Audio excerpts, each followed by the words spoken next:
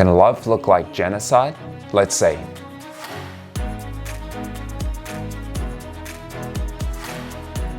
The Question is a chapter title in a book by a prominent voice in progressive theology.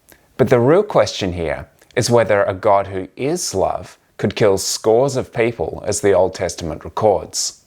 The unequivocal praise of the psalmist, on the one hand, is for the God who struck down the firstborn in Egypt, and thereby that his love endures forever.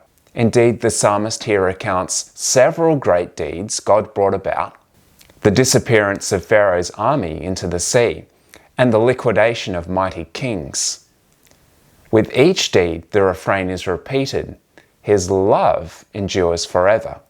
The claim, on the other hand, that Jesus perfectly reveals God's love and won his kingdom without war, is not unequivocally true of the Christ who revealed himself to John as one clothed in linen and gold, with eyes of fire and limbs of bronze. Christ's self-revelation here alludes to the angel of the Lord in the Old Testament, who accepted worship as God and whose ministry dealt the death of 185,000 Assyrians in loving protection of Israel, God's people. What's true is that God always acts in love, but also that love is not equally given to each person when God judges those who oppose him.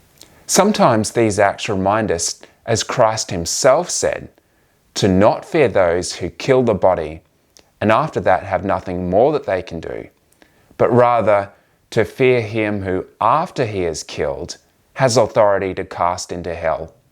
Let us then give glory to the God who is love and who works for the good of those who love him.